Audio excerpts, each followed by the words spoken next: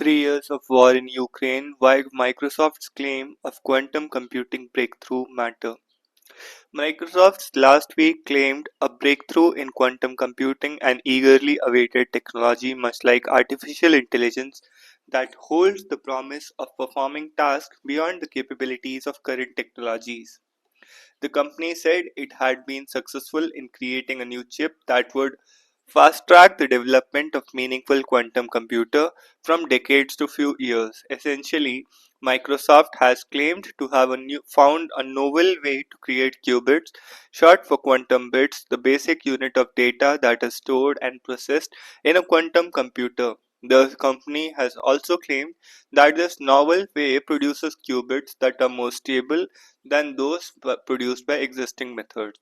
The claim, if it stands, could become a major milestone not just in quantum computing but also in physics. This is because the process of creating these qubits involves working with physical state that is long known to be theoretically possible but has never been attained. This is the reason why there has been little skepticism around this announcement as of now. Quantum computers are not just the next generation of superfast computers, these are very different in the way they work, the way they handle and process information, and even in the way they look. They are designed to utilize the very special properties that tiny particles smaller than atoms exhibit. They are designed to utilize the very special properties that tiny particles smaller than atoms exist. They're designed to utilize the very special properties that tiny particles smaller than atoms exhibit. One such property is superposition, or the ability of the quantum particle to exist in multiple states at the same time. This property is used in quantum computer to supercharge calculations in a way. One such property is superposition, or the ability of the quantum particle to exist in multiple states at the same time. Superposition, the ability of the quantum particle to exist in multiple states at the same time. The ability of the quantum particle to exist in multiple states at the same time. This property is used in quantum computer to supercharge calculations in a way that traditional computers are incapable of doing. In traditional computers, data are stored and processed through billions of small transistors. In traditional computers, data are stored and processed through billions of small transistors that can handle only one bit of information. Quantum computers use electrons or other similar particles to process data. Superposition allows these particles or qubits to be both 0 and 1 state at the same time. In fact, they can exist in every combination of 0 and 1 simultaneously. Interaction with other qubits allows for a kind of parallel processing that is not possible in a normal computer where data processing happens one step at a time, even though at lightning speeds. However, quantum computing faces big challenges. The quantum behavior of a particle collapses into normal behavior the moment the system is observed or measured. Quantum computers use electrons or other similar particles. In traditional computers, data is stored or processed through billions of small transistors that can each handle only one bit of information, 0 or 1 at a time. Quantum computers use electrons or other similar particles to process this data. Superposition allows these particles or qubits to be in both 0 and 1 state at the same time. In fact, they can exist in every combination of 0 and 1 simultaneously. Interaction with other qubits allows for a kind of parallel processing that is not possible in a normal computer, where data processing happens one step at a time, even though at lightning speeds. However, quantum computing faces big challenges. The quantum behavior of a particle collapses into normal behavior the moment the system is observed or measured. This is because any act of measurement or observation is not possible without disturbing these extremely tiny systems. Any other external disturbance, such as deviations in temperature or pressure, also collapses the system. Maintaining the stability of qubits is a huge issue. The other challenge pertains to the integrity of outcome. The multiple states of a qubit leads to the multiple outcomes, only one which is desirable. However, quantum computing faces big challenges. The quantum behavior of the particle collapses into normal behavior the moment it is measured, system is observed or measured. This is because any act of measurement or observation is not possible without disturbing these small, extremely tiny systems. Any other external disturbance, such as deviations in temperature or pressure, also collapses the system. Maintaining the stability of qubits is a huge issue. The other challenge pertains the integrity of outcome. Multiple states of qubit leads to multiple outcome. Multiple states of qubit leads to multiple outcomes, only one of which is desirable. Getting the quantum computer to throw the correct outcome instead of millions of other possibilities is also a challenge. Disturbance caused by in any qubit can result in errors in calculations and algorithms and need to correct for these, which in turn require many more qubits. The more stable the qubits are, the fewer the errors. There are several ways in which quantum computers are being designed. One of the major differences is how qubits are created and controlled. Microsoft has said the qubits created through its novel process are more resilient and make significant advances over alternative platforms in terms of scalability, error generation, and error correction. It has also said that this opens up the pathway for creating a million qubit system within a few years. Quantum computers using their methods have barely managed to reach 1,000 qubit systems. For quantum computers to become meaningful and start working on a real world problems, they need to control and operate a million or 10 million qubit systems. Speaking to the Indian Express, Arindam Ghosh, professor at the Indian Institute of Science, said 1 billion physical qubits would roughly scale down to about few thousand error-corrected logical qubits in the existing system because of the need for error correction.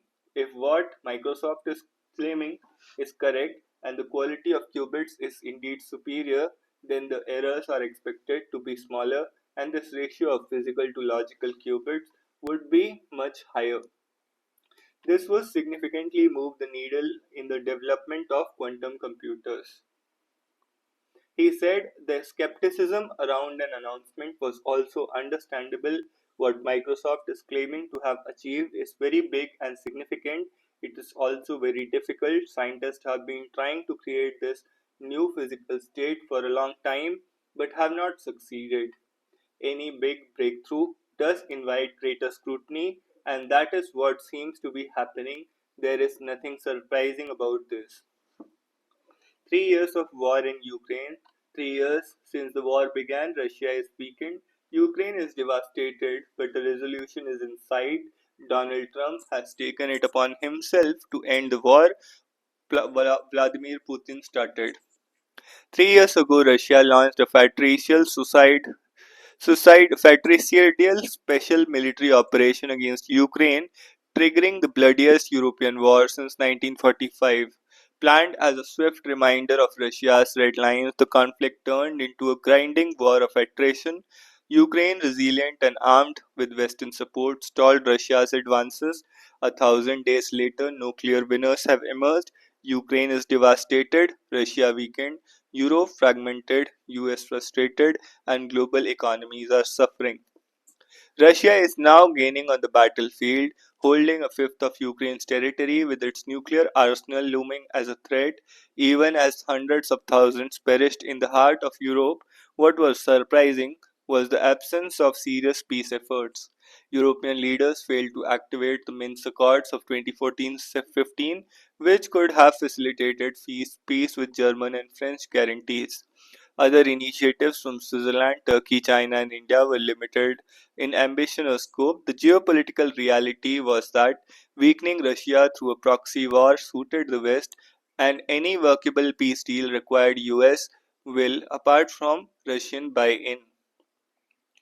But the contours of a peace framework are now emerging. If the endgame has a name, call it Donald Trump. Since assuming office on January 20, Trump 2.0 has upended the global order and reversed US foreign policy. If his new administration represents a far right, disruption within the US, it embodies an impulse to reshape the global order with economic coercion accompanied by shock and awe diplomacy. Trump sought to withdraw from Afghanistan during his first term but had to leave the endgame to his successor. The experience drives him to settle Ukraine's war on his own timeline, perhaps spurred also by the prospect of a Nobel Peace Prize. But the contours of a peace framework are now emerging. If the endgame has a name, call it Donald Trump. Since assuming office on January 20, Trump has upended a global order and reversed US foreign policy. It, if his administration represents a far right, if his administration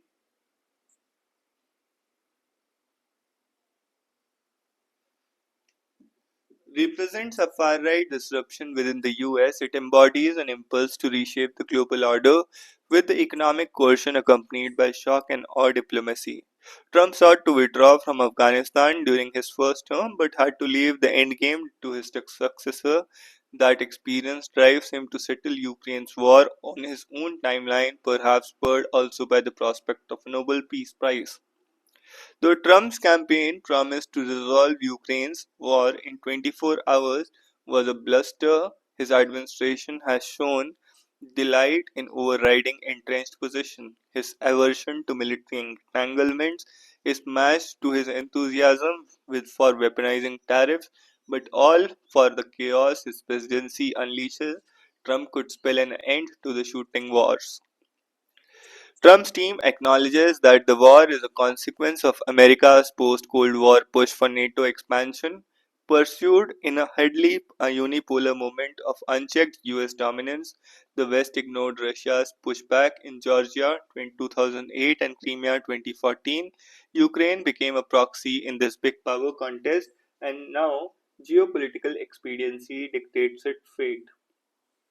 Trump understands the deal must be struck directly between US and Russia, between him and Putin.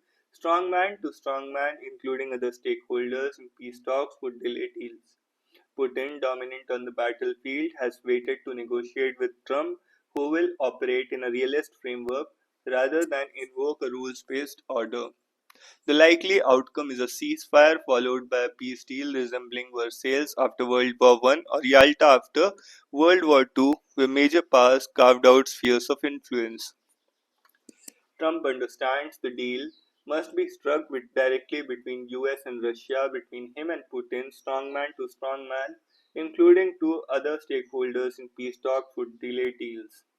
Putin, dominant on the battlefield, has waited to negotiate with Trump, who will now operate in a realist framework rather than invoke a rules based order.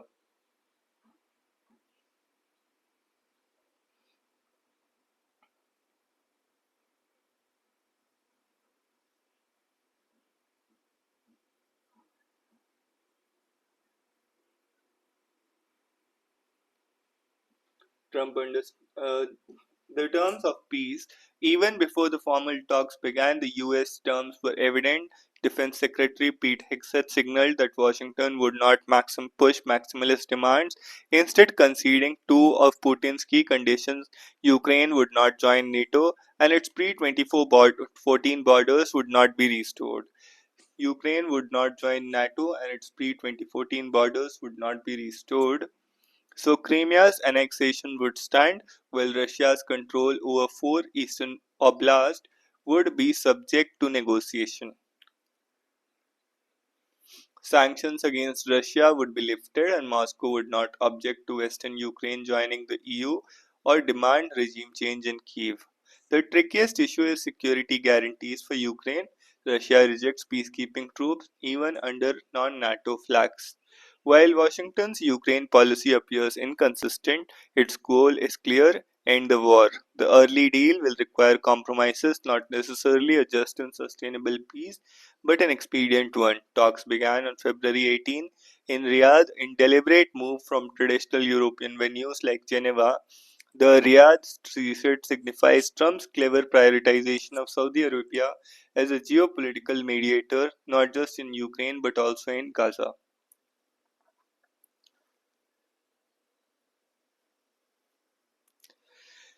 Putin's envoys were at the table with Trump's team. Ukrainian and European leaders were not. Trump-Putin summit in Riyadh will likely finalize the deal, starting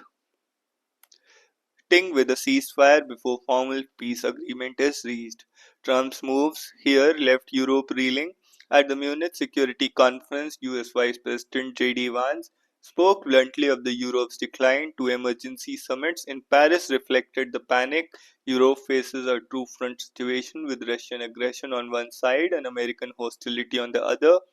France's Emmanuel Macron and Britain's Keir Starmer will soon travel to Washington to plead their case, while Germany's new chancellor could follow as soon as the dust settles on the bruising election. In Ukraine, Zelensky faces battlefield losses and Trump stalling. The US president sent his special envoy Keith Kellogg to Kiev to humor the modestly successful comedian before dismissing Zelensky as a dictator. Even before Zelensky suggested Trump was swayed by Russian disinformation, he had effectively lost any influence over negotiations. Adding to Ukraine's woes, Trump wants repayment of $350 billion the US has allegedly spent on the war. Treasury Secretary Scott Bessent was tasked with negotiating access to Ukraine's strategic mineral reserves in return for America's support. This aligns with Trump's vision of geopolitics as real estate transactions, like his ideas to buy Greenland or control the Panama Canal or Gaza or even Canada. The Ukraine settlement will be a part of broader strategic realignment. US must recalibrate its relationship with Russia as it faces a greater challenge, China's belligerent rise. The war has pushed Moscow closer to Beijing, but a resolution could create an opportunity to loosen that bond. Trump's approach may mirror Nixon's Cold War diplomacy, which sought to prise China from the Soviet Union, though this time the roles are reversed.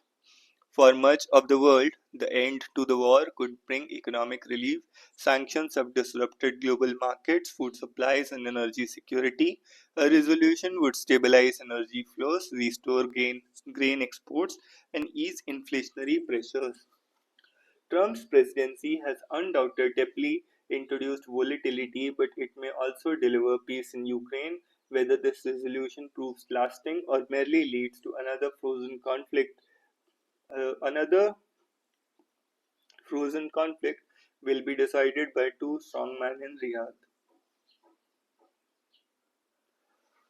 Melting glaciers cause 2 centimeters sea level rise this century. The likely impact.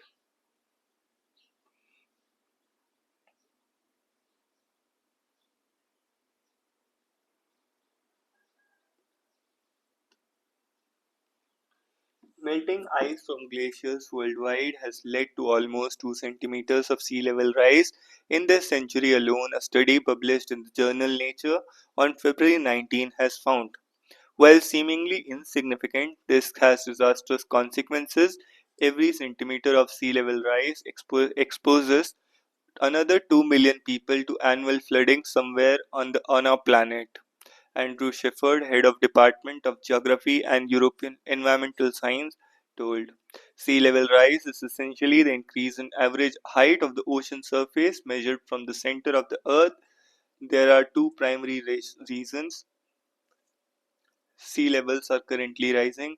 First is the global warming driven melting of glaciers, accumulation of ice and snow that slowly flows over the land, and ice sheets, glaciers that cover more than 50,000 square kilometers of land. Global warming driven melting of glaciers and ice sheet. Global warming driven melting of glacier and ice sheet. And according to the latest study, since 2000, glaciers have lost 2 to 2% and 39% of their ice regionally, and about 5% globally. This is equivalent to losing 273 billion tons of ice each year, 30 times the annual water consumption of Earth's entire population for the last 25 years. Overall glacier mass lost about 18% larger than loss from the Greenland ice sheet and more than twice that from the Antarctic ice sheet in the same period. While the Greenland ice sheet has has been melting at an average rate of about 150 billion tons per year. The Antarctic ice sheet has been losing about 270 billion tons per year since 2002. Second is the thermal expansion of seawater, a process by which water expands as it warms up, with global temperatures rising, oceans becoming warmer, and as a result, the volume of water is increasing as well. Thermal expansion of seawater is responsible for one third to half of the global sea level rise. The global sea level has risen by 21 to 25 centimeters since 1880, when records were first kept according to the US agency National Oceanic and Atmospheric Administration. In the recent year, the global sea levels have risen to 21 to 25 centimeters since 1880. Second is the thermal expansion of seawater, a process by which water expands as it warms up. Thermal expansion of seawater, a process by which water expands when it warms up. However, in the recent years, the rise has been accelerated dramatically. It has more than doubled from 0.18 centimeter per year in 1993 to the current rate of 0.42 centimeter per year. Global sea levels have risen by more than 10 centimeter between 1993 and 2024, according to the NASA, a rate which is unprecedented over the past 2500 plus years. The sea level is not rising uniformly in the world over. For instance, the southwestern Indian Ocean region is seeing the sea level rise at a rate of 25 2.5 millimeter per year faster than the global average, according to a 2022 World Meteorological Report. In other parts of the Indian Ocean, the rate is between zero point 0 and 2.5 millimeter per year. The uneven rise is because seasonal patterns of sea level rise are dominated by local changes in the ocean heat content and salinity. Among Indian cities, Mumbai is the worst impacted, having witnessed a sea level rise of 4.44 centimeter between 1987 and 2021, according to 24 report by Bangalore-based Center for Study of Science, Technology and Policy. For context, the island city has an average elevation of around 10 meter above the sea level. West Bengal's Haldia witnessed a sea level rise of 2.73 centimeter. An increase in sea level can severely impact both human and natural systems. It leads to more frequent and intense coral flooding, which exacerbates coastal erosion. An increase in sea level can severely impact both human and natural systems. It leads to more frequent and intense coral flooding, which exacerbates coastal erosion and ultimately displaces populations living close to the coast. For instance, between 1990 and 2016, the West Bengal coast alone lost around 99 square kilometers of land, according to a 2018 report by the National Center for Coastal Research. A 2024 study in the journal Scientific Reports found that 29% of the global population lived within 50 kilometers of shore in 2018, while 15% merely 10 kilometers away from the water. Sea level rise also results in more intense storm surges, allowing more water inland during tropical storms. This in turn can impact coastal ecosystems such as mangroves, coral reefs, and salt marshes, and also contaminate the soil and freshwater supplies. And the rise is not likely to stop if the world fails to curb the emission of heat trapping greenhouse gases. As Nadia says, current rates of acceleration mean that we are on a track to add another 20 centimeters of global mean sea level by 2050, doubling the amount of change in the next 3 decades compared to the previous 100 years and increasing the frequency and impacts of floods across the world. How HIV self-testing can become a game changer for Mizoram. A study by a Pune-based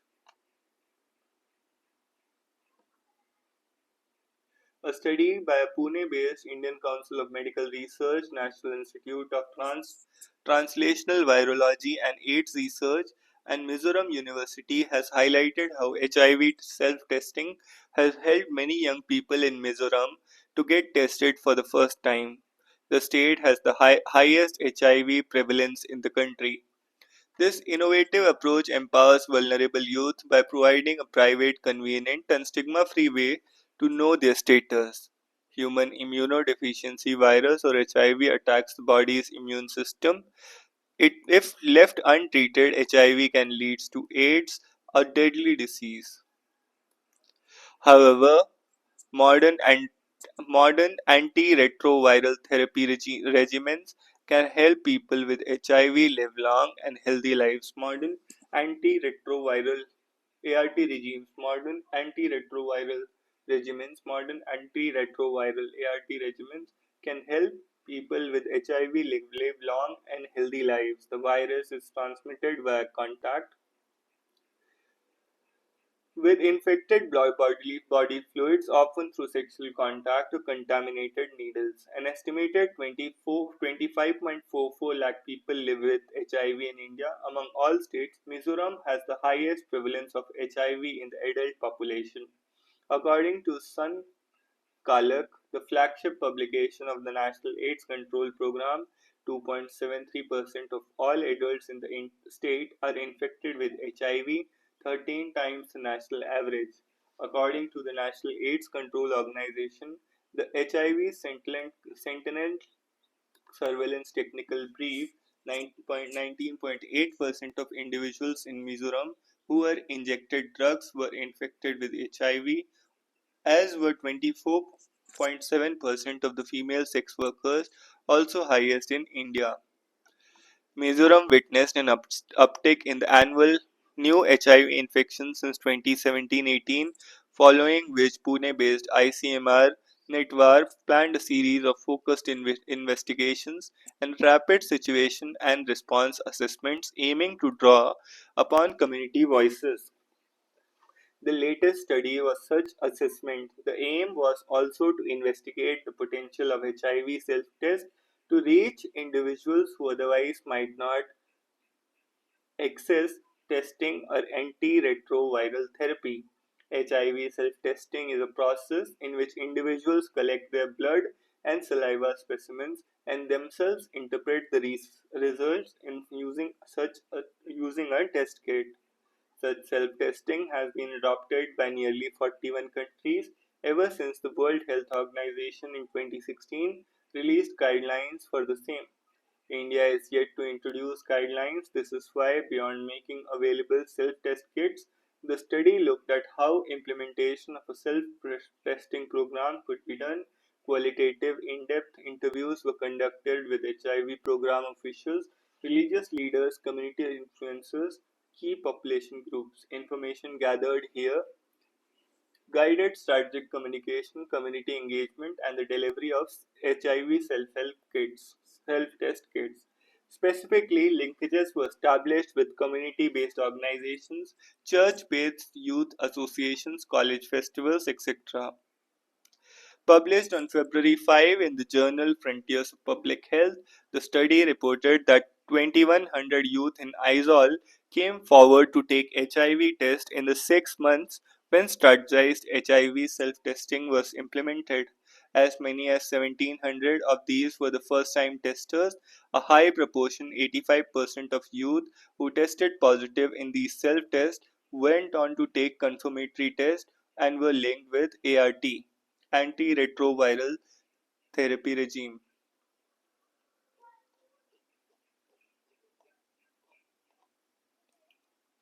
In campus deaths, a warning: residential education can be empowering, but it risks need hard reckoning. Of all the outraged comments that have exploded across media last week, tragedy of student suicides by Nepali students in KIIT in Odisha. This one on Facebook, made by an Odia person, stood out for me. The most pathetic situation is that Nepal has a century-old tradition with Lord Jagannath, and so any student from Nepal should be treated with utmost care if we have faith in Lord Jagannath. Should hospitality depend on religious faith, even if we stretch ourselves to identify religious kinship as a crucible bond between cultures? What place does it have in the structures of international education? That too in fields that are far removed from theology, religious study, and philosophy. For an institute that not only marks itself as a venue of engineering education, but is keen to statute that education as industrial, the bond of religion as a criterion of international hospitality, seems to uphold the kind of irony that has increasingly come to define the Indian subcontinent. I think the sentiment is noble, as religious virtue in its original capacity often tends to be, but leaving aside the problem of making such sentiment the basis of hospitality, it's important to attend to the glaring cultures of hierarchy, exploitation, and discriminatory hostility that both the tragedy of the student suicide and vicious institutional riposte against student protest have revealed to us. Hostility between cultures and communities have long stigmatized the Indian subcontinent, and religious sentiments have hidden these hostilities just as often as they have mobilized them. The alleged harassment of the dead Nepali female student by a student from Uttar Pradesh shows gendered and sexualized exploitation as a natural component of such cultures of discrimination. The Indian psyche is full of suppressed violence. The Indian psyche is full of suppressed violence. The terrifying supercop of Khalistan, KPS Gill, told the poet Dom Morris, whose book Out of God's Oven is a heart rending account of inequity that passes in the name of diversity in the post colonial experiment of the nation. As recent events all around us, particularly to the east, have reminded us that this is the culture of the entire subcontinent, India's place in this culture as the largest and most powerful nation has scarcely shaped and responsible leadership. Nepali students should be grateful for the free and subsidized meals and education sponsored by the generous founder of the great institute. That the amount spent on them exceeds the national budget of Nepal, the shameful language used by some of the faculty and administration members while addressing the protesting Nepali students is the condensation turned violent exploitation that mainstream India has often revealed for many of the marginalized sections. Marginalized neighbors. I can not help but see echoes of the kind of discrimination and bullying that even students from India's northeast have long weathered in the India higher education institutions of Delhi. The invocation of religious solidarity with Nepal through a shared devotion to Lord Jagannath is almost a parodic invocation of our government's purported policy towards Hindus in the neighboring states, which it sees as an ocean of hostility against Hindus, something to which recent incidents in Bangladesh have offered some sad verisimilitude. These are trying times for residential higher education in India, which has only known the largely male hostel population across engineering colleges, unified by more or less homogeneous career goals. Student mental health across engineering college, with its violent culture of bullying, discrimination, and competitiveness, have spawned nightmares of its own over the decades, with poor and oppressed students paying the heaviest prices. As residential higher education expands beyond the technical and professional, moving to more holistic models of liberal arts and sciences that draw a greater share of women, it makes up a student body with more variegated career goals. The challenge of residential education, integral to liberal art education, rise to new planes. Almost around the same time, Nepali student took her own life at KIIT. Tragedy struck at the campus of Ashoka University in the National Capital Region, taking the lives of two students in an accident and a suicide. Residential education, while a wonderful and empowering thing, provides an experience and a commuter student the commuter student can never get. is still a relatively new experience in modern India, where it once thrived in institutions like Nalanda and Takshila, attracting large group of students from neighboring countries. While modern residential higher education is common and customary in a country like US, in modern India, leaving one's home, family, and town to go and give up 4 years of tender, crucial life to the trust of the institution is still a nascent phenomena. Both the excitement and risk the new life brings forth needs a long and hard reckoning. Keeping communal discrimination and sexual exploitation of the already challenging experience of residential education would be a good place to start. If done well, the model of higher education is certain to augur empowered beginnings to the independent careers of youth across our subcontinent. But to betray this interested lives can mean snuffing them out even before they are properly lit.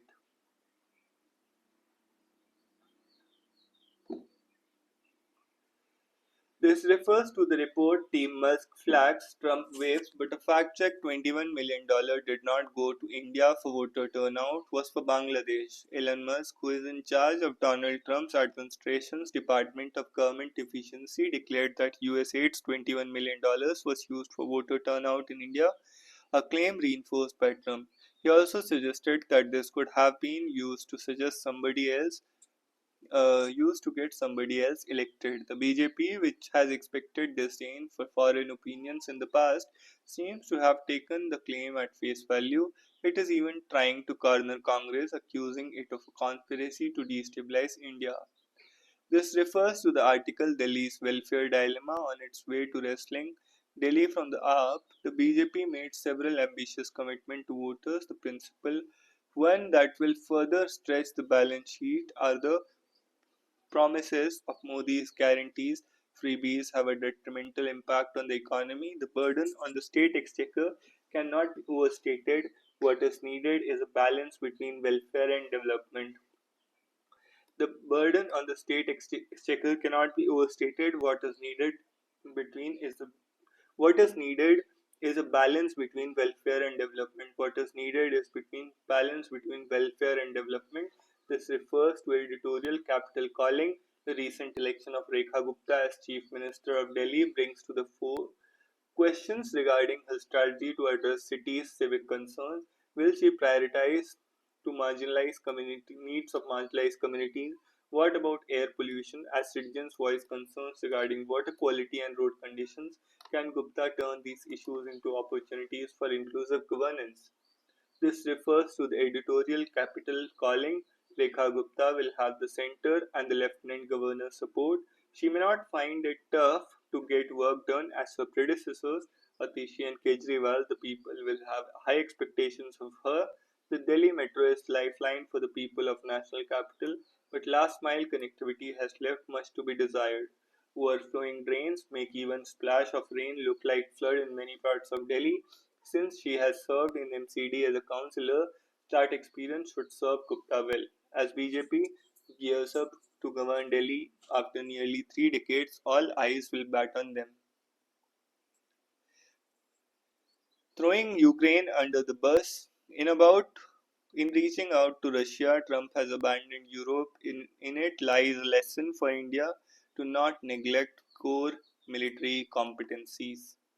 See Uday Bhaskar. When Russia invaded Ukraine on February 24, 2022, one of the tenets of post World War II European security lay in tatters.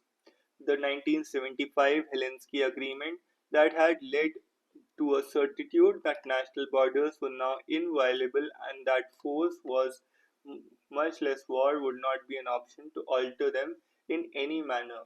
The Shibboleth was shredded when President Vladimir Putin launched his special operation and Russian tanks rolled into Ukraine. Conventional war in Europe was unthinkable, but the taboo was broken, and then Russian US President Joe Biden labeled his Russian counterpart as a war criminal. The US and Europe rallied around the diced Ukraine after the war began. In earnest, with a clear political objective, Russian aggression has to be resisted, and this war was framed as being critical for the US and Western alliance to defend freedom and sovereignty, and was as symbolized by resolute Ukrainian President Volodymyr Zelensky. As the war dragged on, March 23, the ICC issued an arrest warrant for the president Putin, accusing him of war crimes. Russia was placed under US led sanctions and its assets were frozen. Moscow was shunned by the US and its allies while war related death and destruction mounted. 3 years later, in the aftermath of the unexpected US Russia rapprochement over ending war in Ukraine and the preliminary talks in Riyadh, another tenet of European security looks frayed and muddied.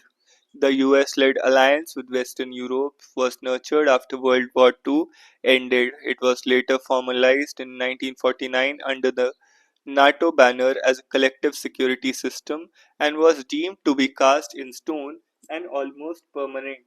It has now been nurtured by the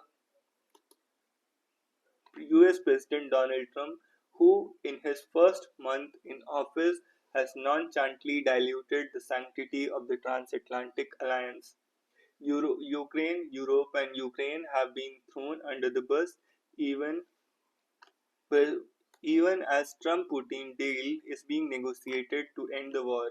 It may be recalled that candidate Trump has asserted in 24 campaign that if elected he would end the war in Ukraine quickly, and it is evident that he is moving with a visible determination towards that objective.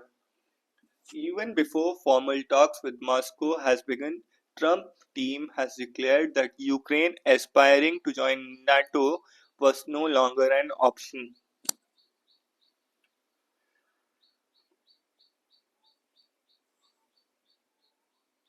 and that it would be unrealistic to expect Russia to give up the territory it has seized. Critics of the US president have slammed this appeasement approach and claimed that Putin is playing Trump like a fiddle to ensure that all Russian demands are met. The speculation that Trump-Putin meeting to finalize the ceasefire may take place in February, even though the terms and conditions of this potential closure are not clear, will Trump, who considers himself the ultimate deal maker, be able to arrive at an equitable and sustainable agreement with Putin that will be an abiding interest of Ukraine and Russia, and by extension that of Europe and the US? Or will this be in short-term transactional deal to end the war as quickly as possible and place a triumphant President Trump is in line with the Nobel Peace Prize? Ending any war is a desirable objective, and President Trump is to be commended for his commitment to peace. He has denounced war as being an avoidable and destructive option and even suggested that US ought to reduce its defense spending, but given its mercurial and contradictory public pronouncements, it is difficult to deduce any underlying principles or grand strategic vision barring the MAGA clarion call. In reaching out to Russia by empathizing with Putin, what Trump has done is to effectively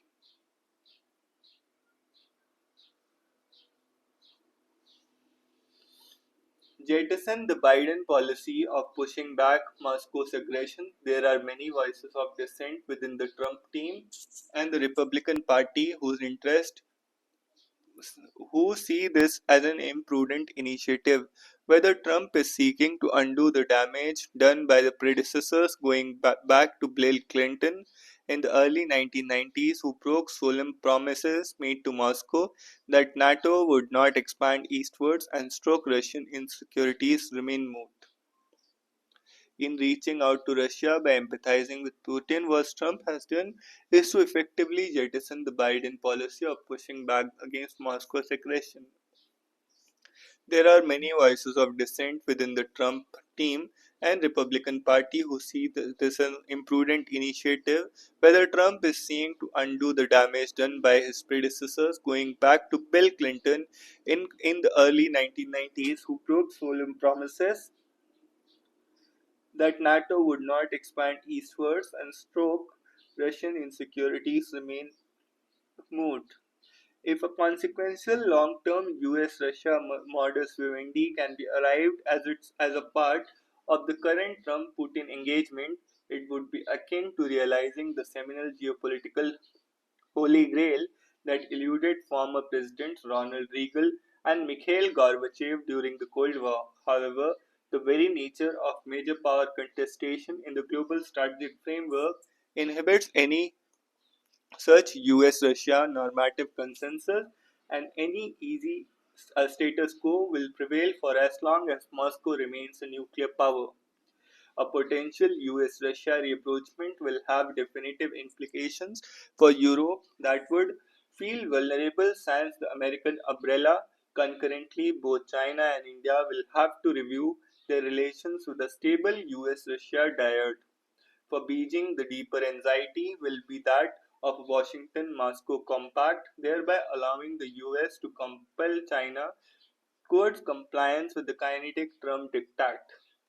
The best case scenario for Beijing would be Yalta 2.0, where Trump, Putin, and Xi Jinping agree to a new world order with spheres of influence harking back to what Roosevelt, Stalin, and Churchill had chalked out in 1945.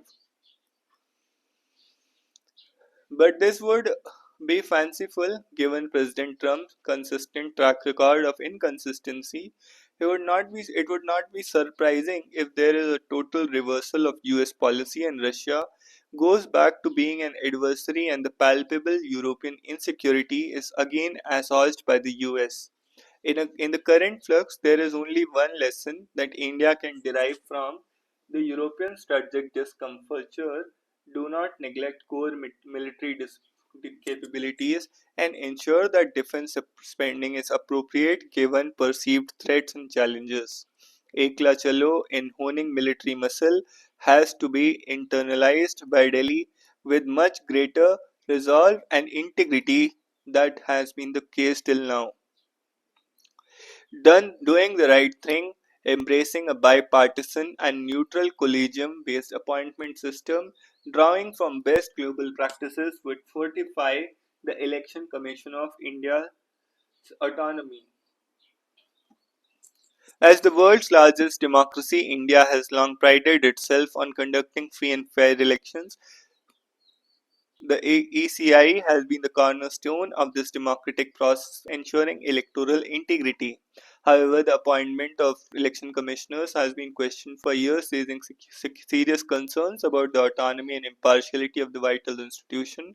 In India, several civil society organizations, beside BJP leader L.K. Advani, had been advocating for a transparent and bipartisan process to the election commission to ensure its independence and impartiality. Notable are ADR, Internet Freedom Foundation, Common Cause, Lok Satta Movement, etc. The ADR has been at the forefront of this demand. However, despite multiple challenges, Supreme Court has not demonstrated urgency to address the critical issue that is directly related to India's democratic process. ADR filed a petition for this reform in 2015 when it challenged the exclusive executive control over appointing election commissioners, arguing it compromised the independence of ECI. After a long wait, it was referred to Constitution Bench.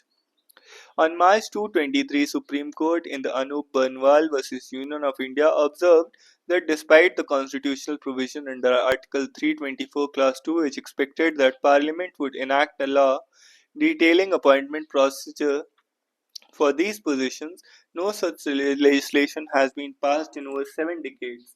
Court directed that until Parliament enacted a relevant law, The appointment of the CEC and EC should be made by the President based on recommendations of a committee comprising the Prime Minister, Leader of Opposition, and the Chief Justice of India. In December 2023, Parliament passed Chief Election Commissioner and other election commissioners' appointment conditions of service and term of office Act 2023, excluding the CGI from the selection panel, although it was included in the first bill, which was later withdrawn, and instead vested the power with a committee consisting of Prime Minister, Union Cabinet Minister nominated by the Prime Minister, and the Leader of Opposition. In effect, the executive overturned the spirit of SC ruling through the 223 Act, effectively creating or perpetuating a partisan collegium with the Prime Minister and Cabinet Minister, making the third member LOP irrelevant, to say at least its bad optics.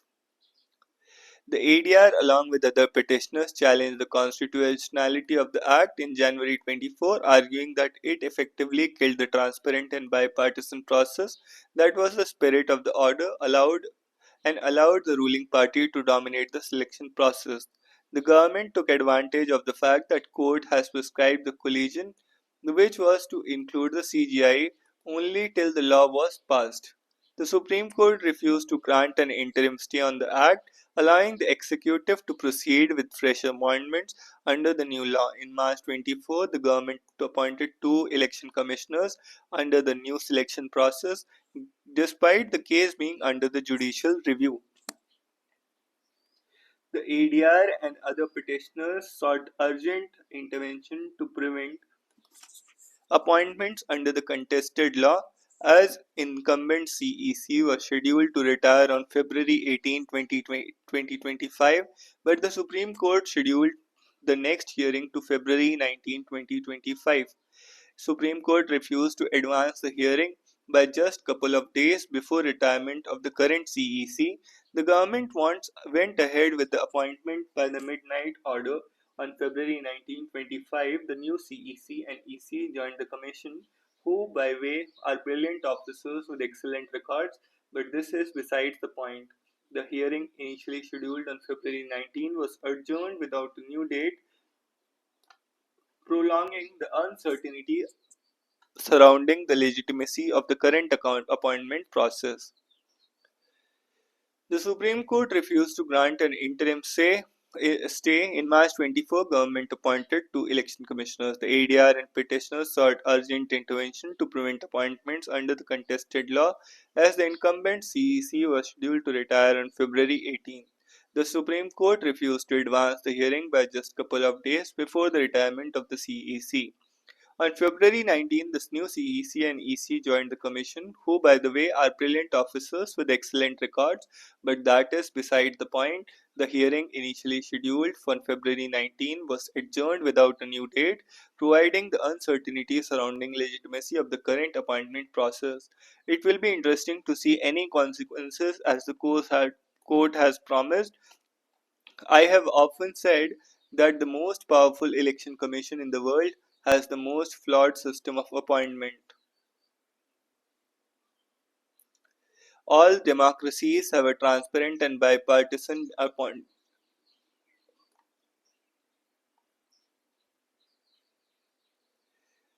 and appointment process. Let's look at some. In the US, commissioners are appointed by the president with the advice and consent by the Senate. In South Africa, they are appointed by the President on the recommendation of the National Assembly. In Brazil, they are appointed by the Federal Supreme Court. And in the UK, the appointment is made by Speaker's Committee on the Election Commissioner with cross party membership. In France, the appointment is jointly done by the President, Legislature, and Judiciary. In Nepal, the President appoints CEC on recommendations of the Constitutional Council. The integrity of India's electoral process hinges on the independence and impartiality of election commissioner. Real and visible optics are important for public perception. The recent appointments made under the contentious legal framework amidst pending judicial review have left our issue unresolved. Embracing a bipartisan and neutral collegium based appointment system, drawing from global best practices, would not fortify the ECI's autonomy but also bolster public confidence in democratic process. If the government just brings the CGI back into the Collegium, the litigation would collapse. We need to wait and see whether the executive has the will to do the right thing. With hostages still held, with conditions in Gaza remaining so dire, the priority must be to maintain the ceasefire, whether or not it can be the foundation of a long-term response to the crisis. It is still essential to save lives now.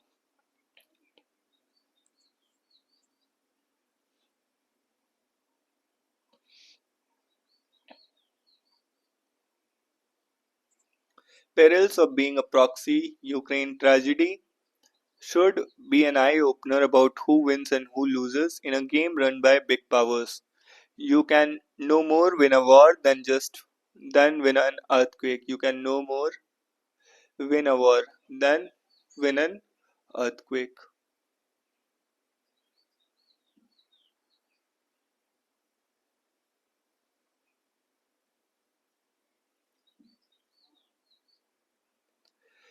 Perils of being a proxy. Perils of being a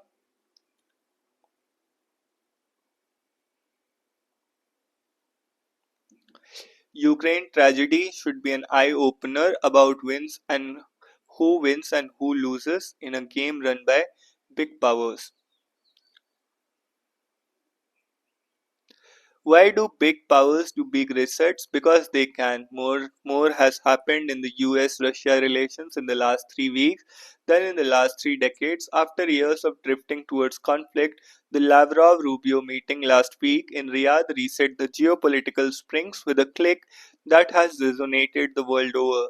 Just as light bends towards gravity in a long arc of power, geopolitical logic tends to bend towards big power. When agency is supreme, consequence of becomes a matter of detail and agency there is. In the US, it re-emerged with President Donald Trump's vision for regeneration of American power, combining democratic ideology and external ambition. Articulated with remarkable clarity during his election campaign, the execution of this vision is now well underway. In Russia, it was patiently waiting in the President Vladimir Putin's conduct of Ukraine conflict, not merely in terms of military tactics, but also in terms of a grand strategy aimed at preserving Russia's position in the big power league. Even if it is the weakest among them, the patience is now paying dividends, but in a form few expected. The green shoots of the US Russian reapproachment are sprouting in the larger crucible of American impending outreach as it repositions itself against China. The US Russia engagement is about Ukraine, but also much more. 3 years of direct military conflict has produced a stalemate that can be broken only to Russia's advantage. This was always Moscow's objective and is now the reading's assessment in Washington. Arrived at an independently of what Ukraine might say and what the Europeans might think, America will not abandon Europe, which it now dominates even as it abandons the 3 decade policy of pretending that Russia can be excluded from Europe. Russia needs a peace settlement and has accumulated a substantial leverage to shape the desired outcome. Negotiations will be hard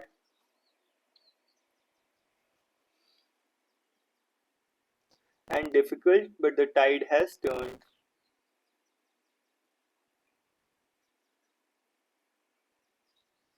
Policy choices have consequences. Ukraine chose to be a proxy of the US,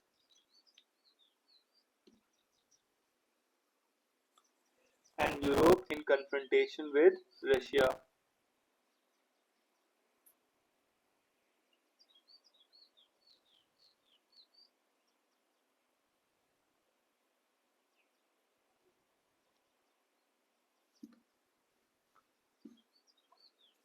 A path travelled with deliberation since 2002 and military determination since 2014, and consequences have been devastating: loss of territory, dissemination,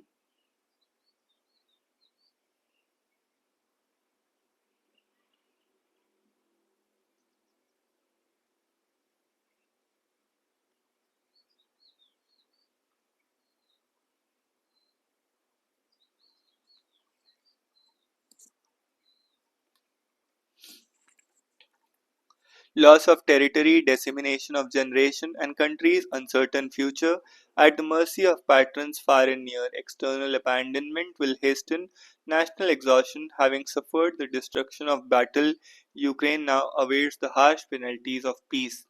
Outrage can never be a policy. Ukraine now awaits the harsh penalties of peace. Tragically, proxies always end up as doormats of history. Outrage can never be a policy. There is consternation in Europe and attempts at a pushback, with cohesion built at the expense of coherence. Europe as a strategic entity has been in disrepair for a while.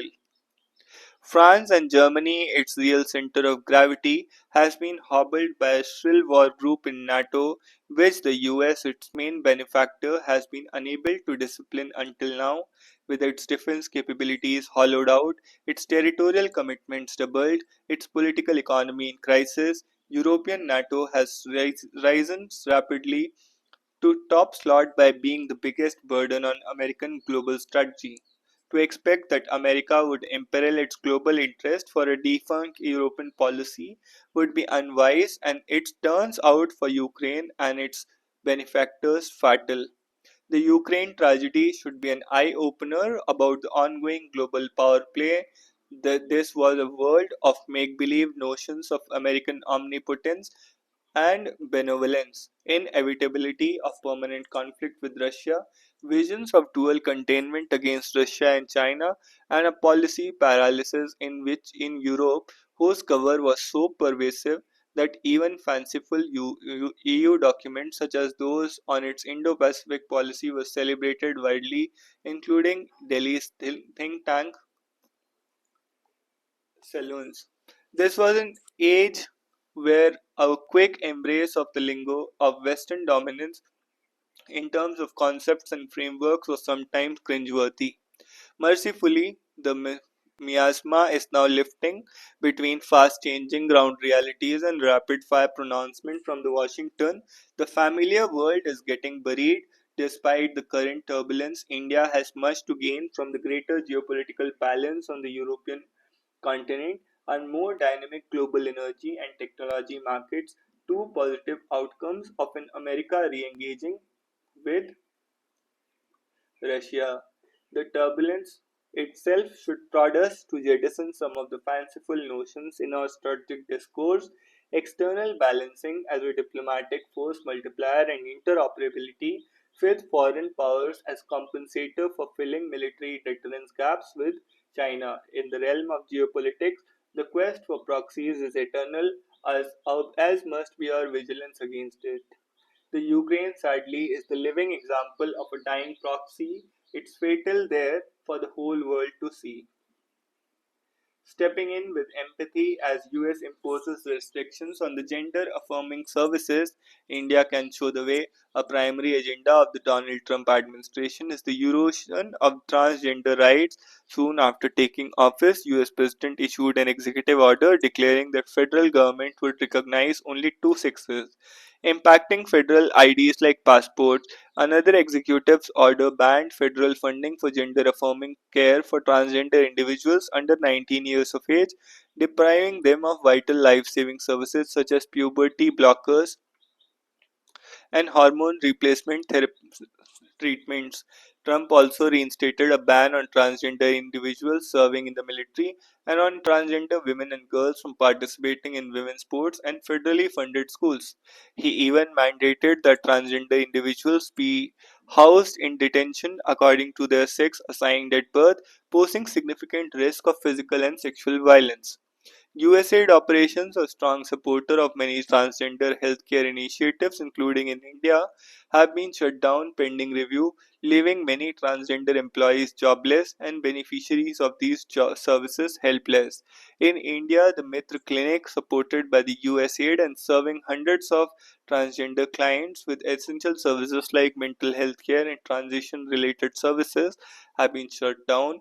The US, once global leader in transgender rights and healthcare, has suddenly become a dangerous place for trans people. Within this tragedy, however, lies an opportunity for India. Transgender rights in India are legally protected thanks to 2014 NALSA vs Union of India judgment and Transgender Persons Protection of Rights Act 2019. India is one of the few countries that legally recognizes more than genders. The law mandates anti-discrimination measures in education, employment, housing. The law mandates in anti-discrimination measures in education, employment, housing, and access to public spaces. Education, employment, housing, and access to public spaces.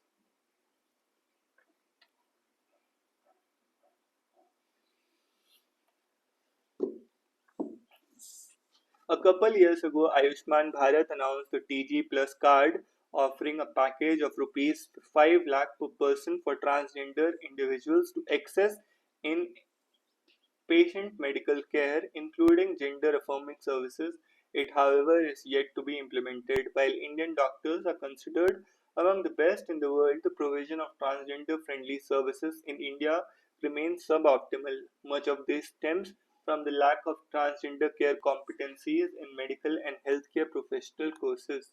On the insistence of Madras High Court, the National Medical Commission removed homophobic and transphobic content from medical curricula, including LGBTIAQ plus competencies.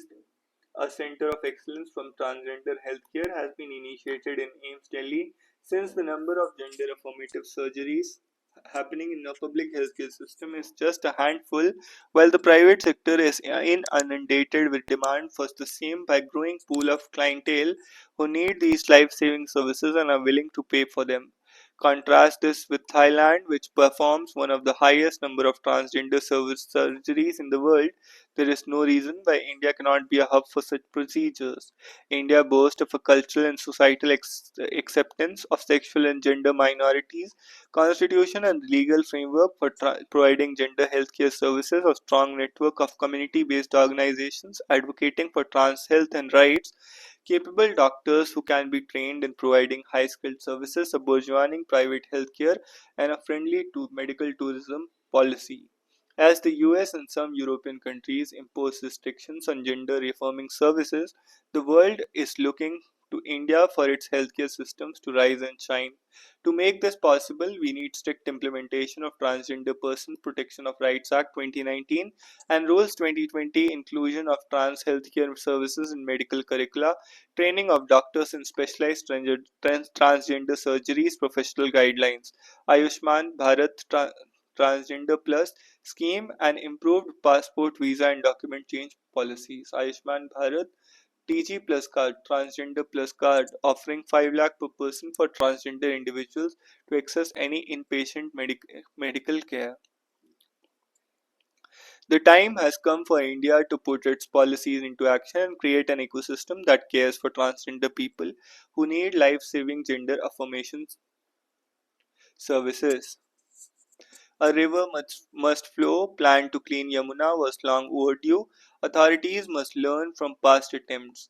The Yamuna in Delhi has suffered long because of the accumulation of untreated sewage, industrial effluents, and domestic trash. Untreated sewage, industrial effluents, and domestic trash, though only about 22 km of the 1400-kilometer river from Wazirabad and Okhla in Delhi, 22 km from Wazirabad and Okhla, the national capital accounts for 75% of the population load on the Yamuna.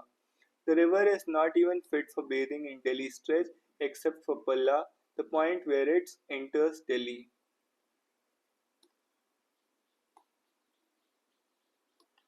At some places, the concentration of pollutants is more than 700 times the desired level.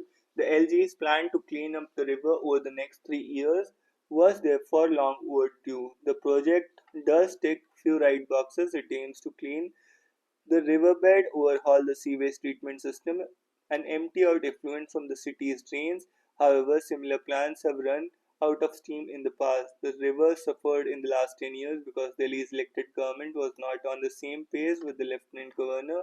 The Delhi government could never summon the political will to engage the NCR's neighboring states in its river rejuvenation endeavors. Delhi generates about 790 million gallons of sewage every day. 790 million gallons of sewage every day. On paper, sewage treatment plants can treat a little more than 700 million gallons of sewage every day. The refurbishment of these planned in a new Yamuna cleansing project can address the deficit, but zero waste can discharge into the river could still be a tall order. According to Delhi Pollution Control Board study last year, 21 of the capital's 37 STPs do not meet the basic standards. More than 70% of these plants do not have a bacterial disinfection facility despite several NGT orders. Delhi's waste problem is compounded by the fact that large parts of the city are outside the sewerage network. In 2006, Sheila Dikshit government has planned an interceptor drains to connect the city's sewage treatment plant with localities that are outside the sewerage lines. Delhi government has spent around 2400 crore on the project, which has missed deadlines. In many places, sewer lines has been laid down, but the sewage treatment plants have not been upgraded. 30-year water sharing agreement between five Yamuna Basin states is slated to be renegotiated this year. In the past 10 years, Delhi and Haryana have been loggerheads over the river. New Delhi government will have to engage between better with its counterparts in neighboring states to ensure greater flows to the cities. Ukraine, Russia are both losers in war that should have never been fought. Geopolitical shifts have vindicated India's stand. As the world marks 3 years of Russia-Ukraine war in Ukraine this week, the horrific human tragedy on the ground serves as a brutal reminder that geopolitics continues to overshadow the high principles in whose name wars are often fought. What happens on the battlefield is only part of the story. In the end, the outcomes of war are shaped by political equations within and among the rival entities. As the Prussian military strategist Karl von Clausewitz famously said, "War is merely the continuation of politics by other means." Nearly a million people have been killed or wounded in Ukraine and Russia by making the bloodiest European war since World War II. Ukraine cities have been devastated by relentless Russian and air missiles, but Russia might want to declare victory in it in a war it initially believed that would have been over in a week. The cost of territorial ambitions have been immense. Ukraine and Russia, with its deep religious, ethnic, and cultural ties, are both losers in a war that should have never been fought. There is no doubt that Moscow's invasion, justified on an imperialist claim that Ukraine has no right to exist as a sovereign nation, was an act of aggression.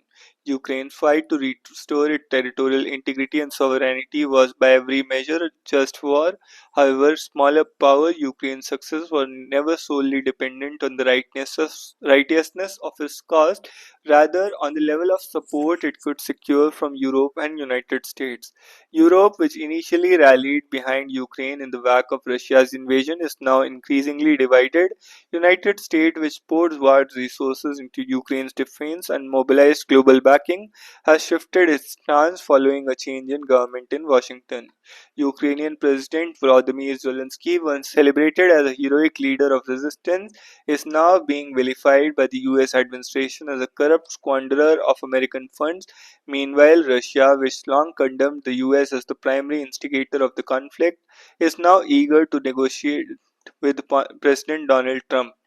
The once relentless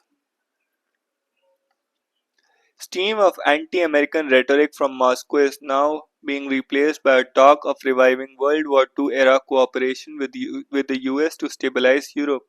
As the political terrain of the Ukraine war shifts, Delhi has reason to feel vindicated about its prudent approach. While Russia's invasion blatantly violated the principles of territorial integrity and sovereignty, values India holds dear, Delhi refrained from outrightly condemning Moscow. Given its long-standing strategic ties with Russia, India was willing to bear the cost of its decision. Now, as US reconfigures its position and appears ready to move on Ukraine, Delhi can argue that its emphasis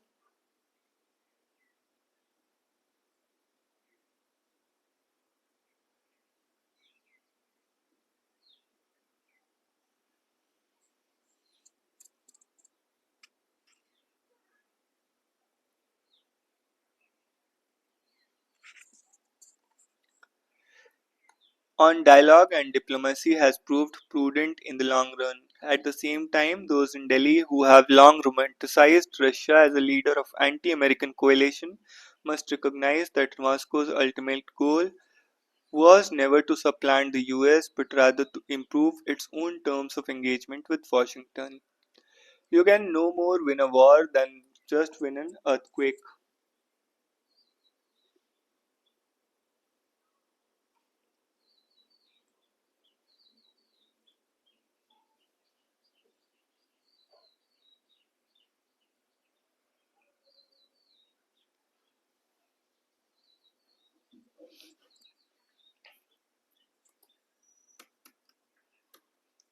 India to face US pressure to reduce tariffs on agri products in trade deal negotiations. Discussion on agricultural tariffs are set to arise during negotiations for India US bilateral trade agreement. Early indications suggest that an agricultural exports are an offensive interest of the Donald Trump administration, which is looking to boost US exports. A person aware of the development said a White House statement on reciprocal tariffs this month pointed out that Indian tariffs on agricultural goods remain significantly higher. Agricultural goods receive high protection in India and have largely remained outside agreements, even with countries that traditionally insist on market access for agriculture, such as Australia.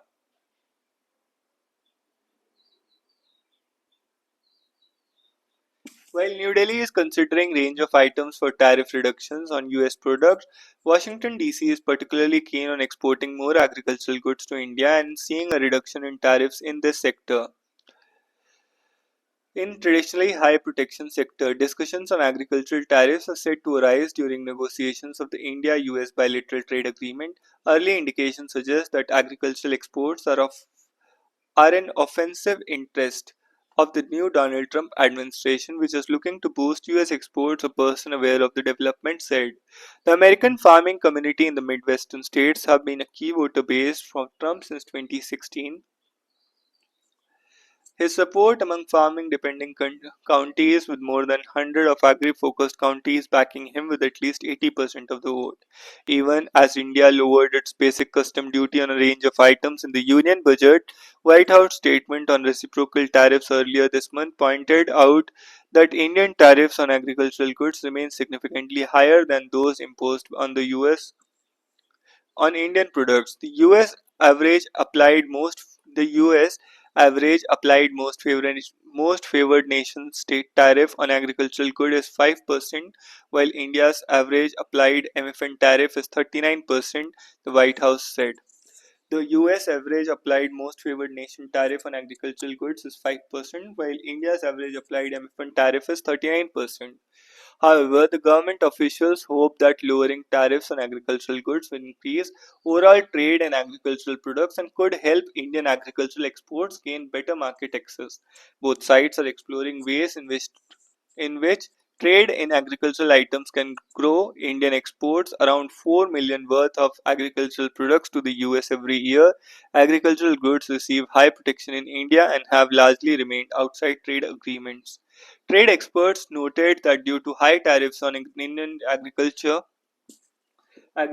goods, the sector is also vulnerable to reciprocal tariffs that the US plans to introduce in April.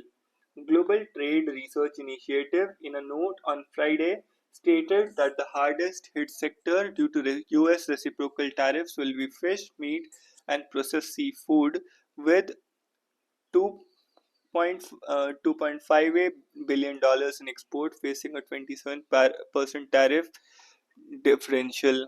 GTRI in a note stated that the hardest hit sector due to US reciprocal tariffs will be fish, meat, and processed seafood.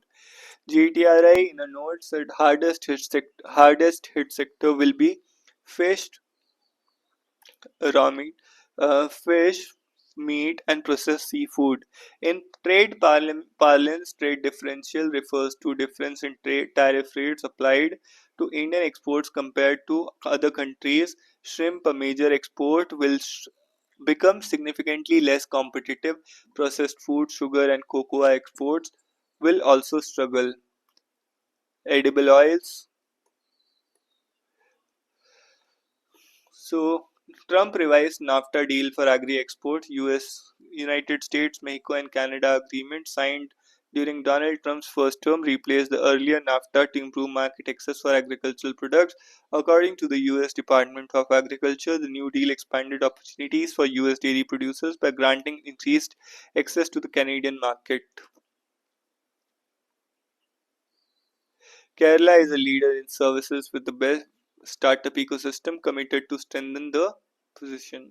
India-UK proposed FTA talks to resume today for after 8 months. UK will resume negotiations on a free trade agreement. Automation cuts bench strength of IT companies. FPIs withdraw 23,000 crore from equities in February so far.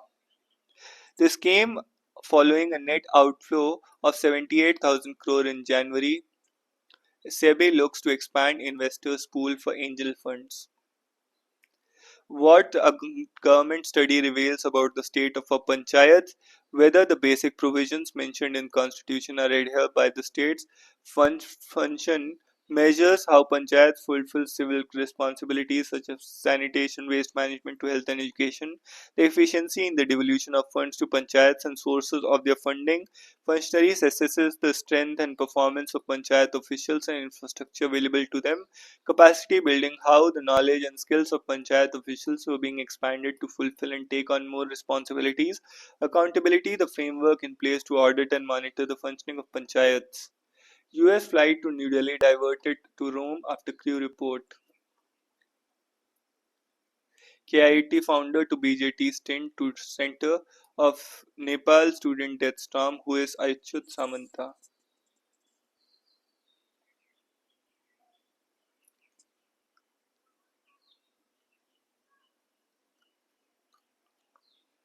What he started from just two rented rooms in 92-93 involved an initial investment of 5,000 with merely 12 students and 2 employees has grown into an engineering university spread over 36 square kilometers in Bhubaneswar. 12 Indians land in Delhi after being sent to Panama by the US. Kashi Tamil Sangamam, Jaishankar and 45 envoys meet with Tamil delegates at the BHU. Tamil Nadu has a special bond with Kashi. A Kashi Tamil Sangam celebrates its unique connection. India is a land of diversity, and despite many languages, traditions, and beliefs, the country remains united. He spoke about how two traditions contribute to technology. He said Indian universities are conducting advanced research in areas like drone and space technology. Most such notable developments will be seen in the coming future. TISS has initiated an inquiry into allegations of sexual harassment and bullying made by a student against an assistant professor who has resigned amid the controversy. What happened to us in 2019 can't be a yardstick to approach relations between JNK and the union government.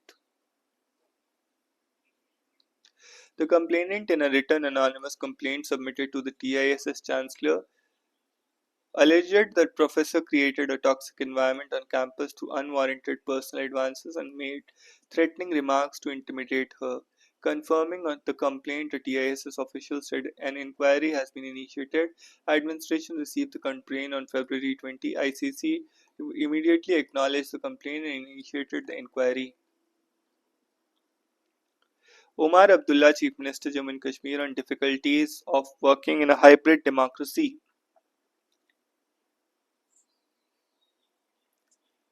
Omar Abdullah is the first elected CM of Jammu and Kashmir after abrogation of its special status and downgrade into a UT in an election that took place after 10 years. His party, National Conference, won massive mandate. His biggest challenge is to achieve his party's primary goal to ensure the restoration of Jammu and Kashmir statehood and the demand of restoration of this special status at a time when its direct ideological rival BJP is in power at the center. The way Abdullah maneuvers around his toughest political journeys will determine the future of JNK. The struggle for the removal of JNK's special status was long.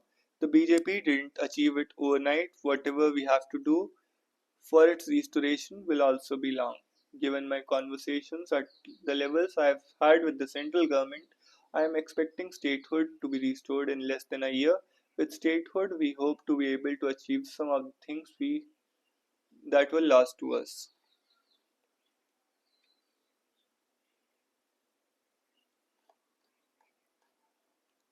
So that's all for today. See you in the next one.